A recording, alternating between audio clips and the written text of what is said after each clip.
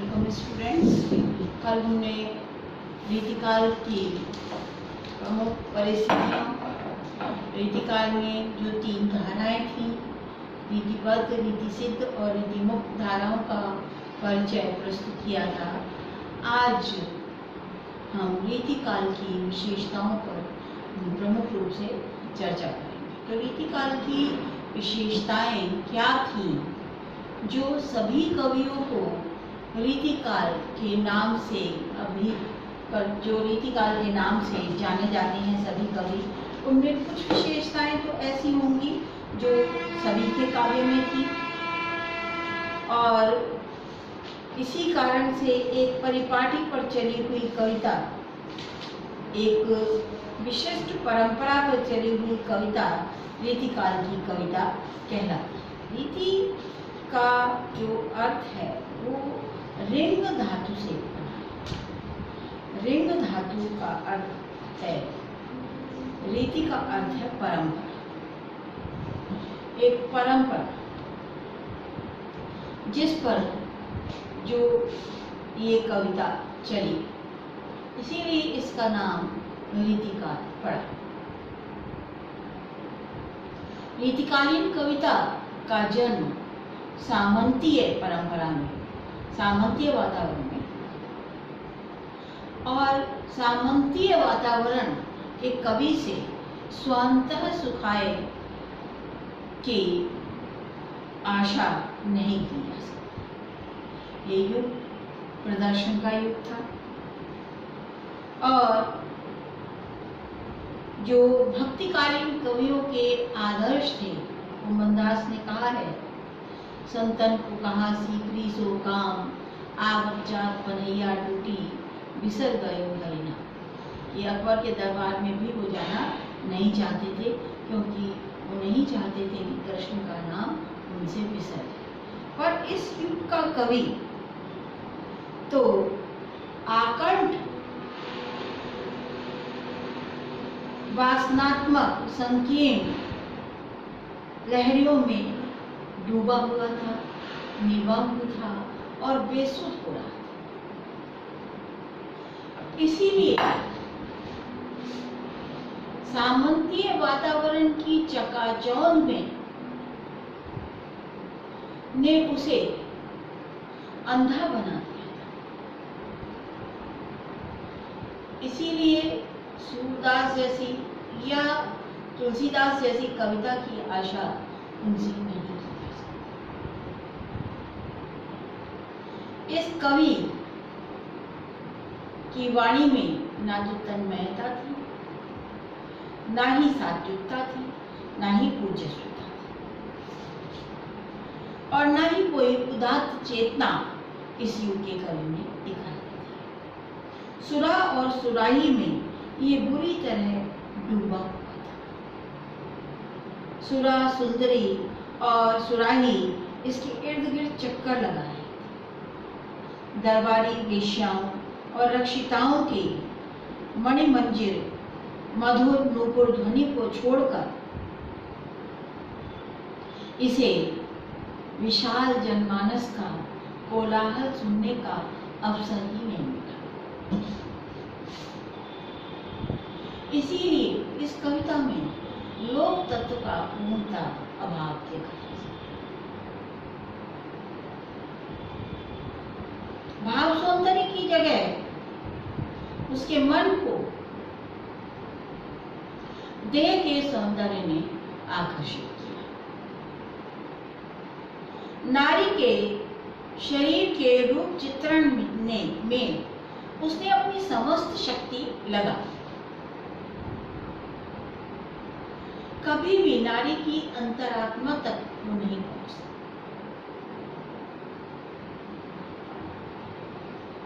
रीतिकालीन कवि का प्रधान जो कारण था, उस समय का घुटन युक्त वातावरण।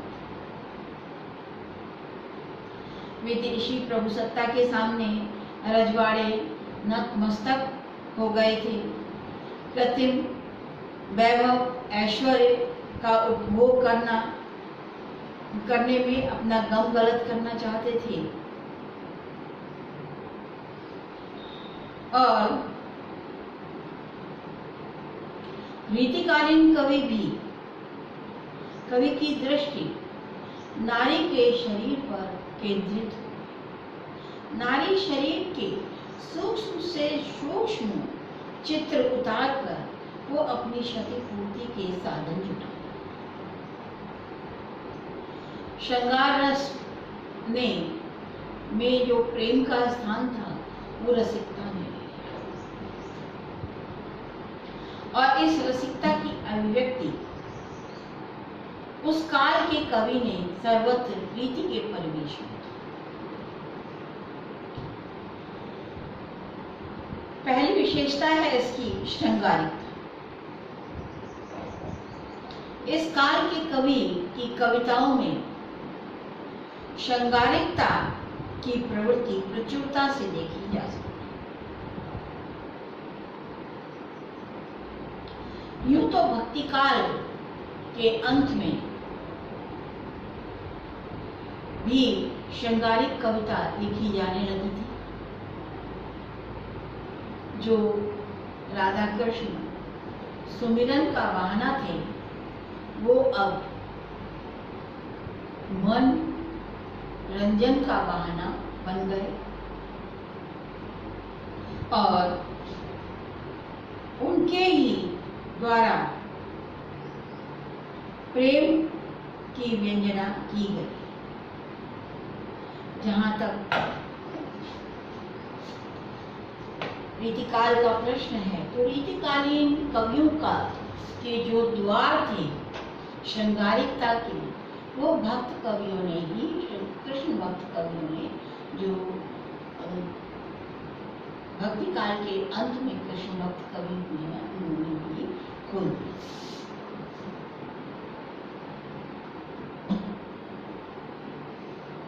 भक्ति काल में निर्गुण भक्तों की जो उपासना थी, वो प्रेम को जीवन का सार समझते थे, और उनका जो प्रेम था वो भगवत रति प्रेम था। इसके उपरांत सूफी काव्य में भी प्रेम भावना देखी जा सकती है, पर वो प्रेम भावना मानसिक सौंदर्य से संबंधित नहीं है। वो प्रेम भावना ब्रह्म के रूप में, पद्मावती जैसी के काव्य में ब्रह्म के रूप में, और सब कुछ छोड़कर रत्नसेन का घर से बाहर चले जाना जोगी बनकर, वो उसके प्रति प्रेम था। प्रेम की पराकाष्ठा जो है वो सूफी कवियों में देखी जा सकती है, परंतु मानसिक सौंदर्य नहीं। अलौकिक प्रेम की व्यंजना। राम भक्ति काव्य में भी रति भाव की प्रतिष्ठा हो चुकी थी, अतः रति को या प्रेम को रसराज समझकर इस युग में उसकी प्रतिष्ठा कर देना सामान्य सी बात, स्वाभाविक सी बात हो गई थी। इस युग की रीतिकालीन परंपरा के पीछे जो नायक नायिका भेद की परंपरा है, जो श्रृंगारिक परंपरा है, उसके पीछे संस्कृत के काव्य शास्त्र की एक विशाल परंपरा थी, और संस्कृत के अलंकार ग्रंथों, संस्कृत के कवियों के द्वारा लिखी हुई रचनाओं ने भी इस युग के कवियों का मार्गदर्शन किया।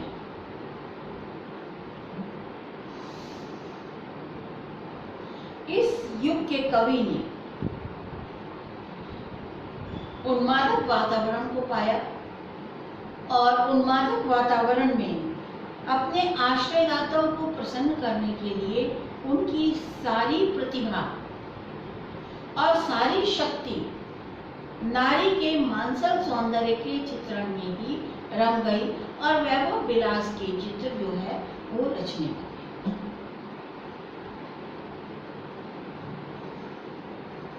इसका सारा का सारा श्रेय कवियों पर नहीं बढ़ाया जा सकता। उस युग का वातावरण ही ऐसा था कि सामंतों की मनोवृत्ति ही इस प्रकार की थी, तो कवि उस समय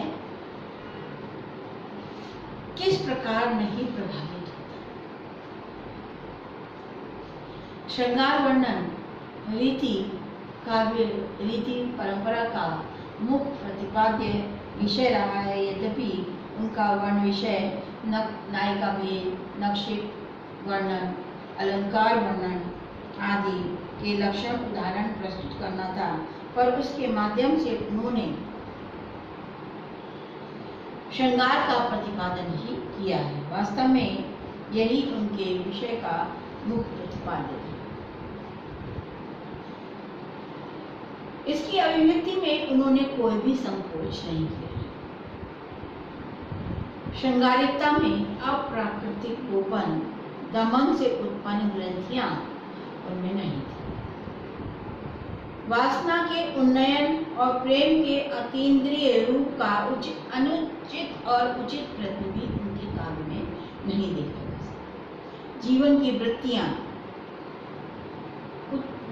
उच्चतर अभिव्यक्ति से चाहे वंचित रही हों, पर उनकी जो श्रृंगारिकता थी वो पूर्णतः कुंठा से मुक्त थी, कोई कुंठा उसमें नहीं थी। इसी कारण उनकी जो श्रृंगारिकता है वो घुटन से युक्त नहीं है, ना ही मानसिक छलना है। रीतिकालीन श्रृंगारिकता का एक विशद और निष्पक्ष विवेचन जो है डॉक्टर नगेंद्र ने किया है। श्रृंगार, उनके इस श्रृंगार को दो भागों में विभक्त किया जा सकता है, एक संयोग श्रृंगार और दूसरा वियोग श्रृंगार। संयोग श्रृंगार में श्रवण, दर्शन, स्पर्श, संलाप आदि पाए जाते हैं। हाव भाव आदि का वर्णन किया गया है। हाव भाव क्रीड़ापरक हैं, जबकि अनुभाव क्रीड़ा। चमत्कार प्रिय कवि ने हावों का वर्णन बड़े ही वाग्विदग्धता के साथ किया। बिहारी का एक दोहा है, बतरस लालच लाल की मुरली धरी रुकाए, सौ करे मोहन हसे दैन कहे नट जाए। रीतिकाल में संयोग के स्पर्श सुख का भी खुलकर वर्णन किया गया है। देव के काव्य से एक उदाहरण द्रष्टव्य है। स्वेद बढ़ो तन कंप उरोजनी, आंखिन आंसू कपोलनी आंसू। कवि ने सूरत अवसर के वर्णनों को भी कभी हाथ से नहीं जाने दिया और करत कोलाहल किंकनी गयो मौन मंजीर लिखना उस कवि के लिए अस्वाभाविक नहीं था। इतना ही नहीं, उन्होंने विपरीत रति के घिनौने चित्र भी उतार दिए हैं। संयोग के प्रसंग में हास परिहास का भी विशेष स्थान है और प्रेम की निविड़ता और गहनता आ जाती है उनके कथनों में। विशेष भंगिमा के दर्शन होते हैं। बिहारी की एक उक्ति दर्शनीय है जो नायक पर तीखा व्यंग छोड़ती है। गोरस को चाहत फिरत हो, गोरस चाहत नाही। यहाँ नायिका नायक पर तीखा व्यंग छोड़ती है कि नक्श के चित्रण में सुंदर पंक्तियां हैं, पंक्ति दोष रस लोलुप कवि के संयोग में पावस का उतना वर्णन नहीं किया जितने इससे संबंधित हिंडोला और तीज त्योहारों का वर्णन किया है। पावस में प्रेमिक प्रेमिका का मिलन हुआ तो वहाँ कवि रम सा गया है। तीज के अवसर पर नायिका के मानसिक उल्लास को देखिए। काम झूले उर् में उरोजन में दाम झूले, शाम झूले प्यारी की अन्यारी आंखियां। संयोग पक्ष के रूप चित्रण में कवि विशेष सिद्धहस्त रहा है और इस तथ्य का अनुमान इन शब्दों में भलीभांति लगाया जा सकता है कि पर जहाँ तक विषयगत सौंदर्य का संबंध था, इन कवियों की पहुंच बहुत गहरी थी। दूसरी ओर मतीराम, देव, पद्माकर जैसे रस सिद्ध कवि रूप सौंदर्य का वर्णन करने में पूर्णतः रमे हैं। उदाहरण के लिए नयनों के कटाक्षों और चंचलता का इतना सुंदर वर्णन विद्यापति को छोड़कर प्राचीन साहित्य में दुर्लभ है। पैरे जहाँ बाल तहाँ तहाँ ताल में होत त्रिवेणी। श्रृंगार के अन्य पक्ष है वियोग पक्ष। इसमें पूर्वराग, मान, प्रवास, करुण आदि आते हैं। रीतिकालीन साहित्यकारों ने मुग्धा का चित्रण बहुत अधिक किया है। मुग्धा नायिका में भावुकता का अतिरेक देखा जा सकता है। सभी रीतिकालीन कवियों ने वियोग की दसों दशाओं का भी मनोरम चित्रण प्रस्तुत किया है। इन दशाओं में स्मृति, गुणकथन, प्रलाप के द्वारा प्रियतम के हृदय का विश्लेषण किया गया है। पद्माकर की नायिका अपने नायक का गुणकथन करती हुई कहती है, चलिया छबीलो छैल छुवे चलो गयो। प्रलाप की दशा में मिलन के परम्भण आदि के सुख का बखान किया जाता है। इन दशाओं के वर्णन करते समय इन्होंने खंडिता, मानवती नायिकाओं का उपयोग किया है। बिहारी, देव, पद्माकर सब ने ऐसी नायिकाओं के वियोग श्रृंगार का वर्णन किया है। नायिका के मानसिक अवतार का वर्णन देव ने बड़ी बारीकी से किया। साथ में न राखिए नाथ उन्हें, हम हाथ में चाहती चार चुरी हैं। इसमें कितना दैन्य, कितना विशाल और कितनी विवशता भरी हुई है। इन कवियों के वियोग में परंपरागत ऋतु वर्णन भी किया गया है। उनमें किसी मनोवैज्ञानिक दृष्टिकोण को नहीं अपनाया गया। रीतिकालीन नायिका को चंद्रमा भी कसाई की तरह से प्रतीत होता है। किंशुक और अनार उसे अंगारे लगती है। चंदन और चांदनी, बादल उसके लिए आग बरसाते हैं।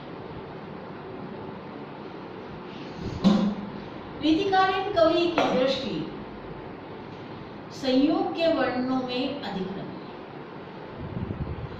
परंतु वियोग के भावुक चित्र खींचने में वो कुछ असमर्थ सा है। फिर भी कुछ कवियों के काव्य में वियोग के अत्यंत भावुक दृश्य भी हैं, जो वियोग की भावुकता को व्यक्त करते हैं। जैसे देव ने स्वप्न विबोध की अवस्था का बड़ा ही सुंदर चित्रण जो है वियोग श्रृंगार में किया। नायिका कृष्ण को स्वप्न में देखती है। स्वप्न में कृष्ण उसे अपने साथ झूलने का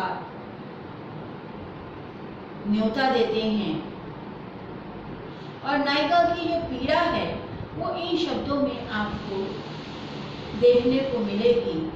चाहत उठोई उठ गई सो निगोड़ी नींद, जाग गए सोए गए भाग मेरे, जागी वा जगन में। कि मेरे उस जागने में मेरे जागे हुए भाग जो है वो सो है। स्वप्न में तो कृष्ण मेरे साथ थे, पर उठती हूँ तो कृष्ण मेरे साथ नहीं। तो उसकी सारी पीड़ा इसमें व्यक्त हो जाती है। श्रृंगारिकता के प्रति उनका दृष्टिकोण यद्यपि वो परख था, इसीलिए प्रेम के उच्चतर सोपानों तक वो नहीं जा पाए हैं। अनन्यता, एकनिष्ठता, त्याग, तपश्चर्या, उदात्त पक्ष की ओर उनकी दृष्टि बहुत कम गई।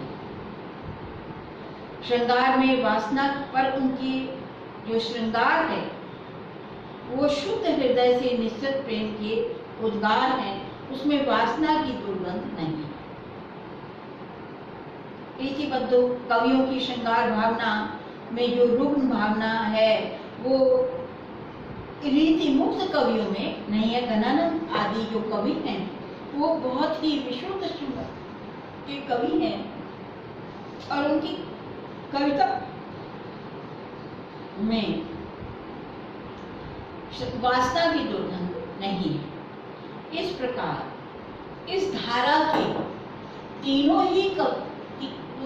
ही प्रकार के जो कवि हैं, रीतिबद्ध, रीति सिद्ध और रीति मुक्त, सभी ने श्रृंगारिकता की जो है भावना को अपनाया, श्रृंगार को रसराज माना और श्रृंगार के अन्य उपादानों का भी दक्षित वर्णन, नायिका भेद, रूप चित्रण आदि को उन्होंने खूब अपनाया।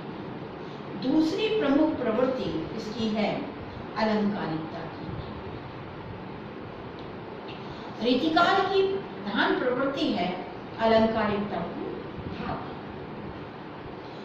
प्रदर्शन, चमत्कार और रसिकता प्रधान युग में इस प्रवृत्ति का होना अत्यंत ही आवश्यक है। वैसे तो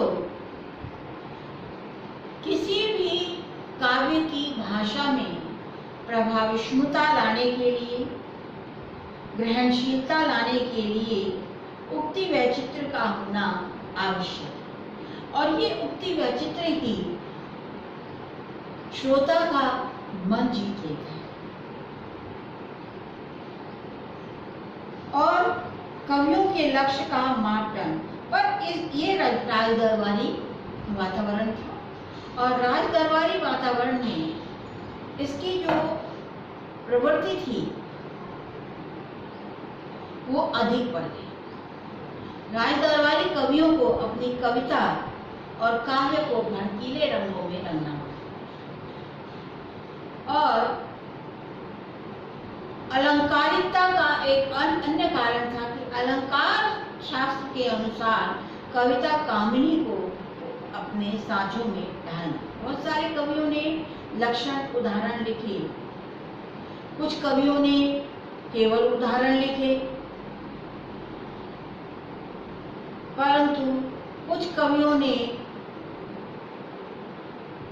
बहुत अधिक अलंकारिकता का प्रयोग भी किया है। केशव के काव्य में भी अलंकारों की भरमार दिखाई देती है और इतने अलंकारों की भरमार है कि उनकी कविता दुरूह बन गई है। जो उसका स्वाभाविक अर्थ था वो कहीं छुप गया और क्लिष्ट हो गई है, इसीलिए उन्हें कठिन काव्य का प्रेत भी कहा गया। इन कवियों के काव्य में अप्रस्तुत विधान भाव, प्रेषणीयता, गहनता और तरलता लाने के लिए जरूरी हुआ। रीतिकालीन कवि तो पिटी हुई राह का राही था। रीतिबद्ध कवि और रीति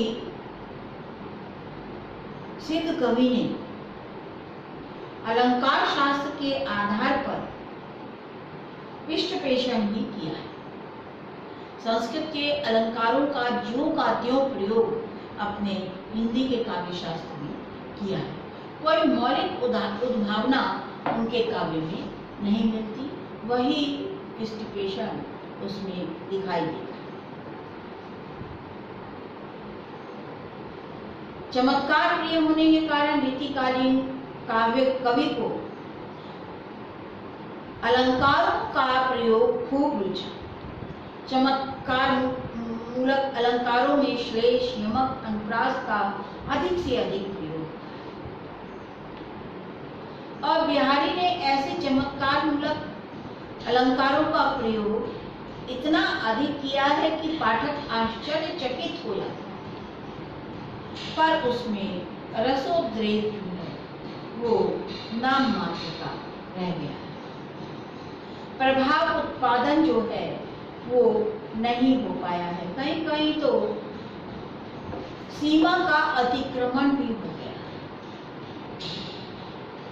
और जो वियोग श्रृंगार के भावुक दृश्य थे वो हास्यास्पद लगने लगे। एक स्थान पर नायिका को बिहारी ने पेंडुलम की भांति बताया, अतिशयोक्तिपूर्ण वर्णन करने के लिए, तो उसकी भावुकता समाप्त हो। इत आवत चली जात चली 6-7 अखाड़, चढ़ी हिंडोले सी रहे लगी उसास अनुसार, कि सांसों के साथ वो हिंडोले पर चढ़ी हुई लगती है, जैसे पेंडुलम हिलता है इस तरह से वो सांसों के आने जाने पर हिलती है। तो इससे तो कोई भावुकता तो नहीं आती उस नायिका के प्रति, बल्कि एक हास्यास्पद स्थिति बन जाती है। केशव भी इतना ज्यादा अलंकारों से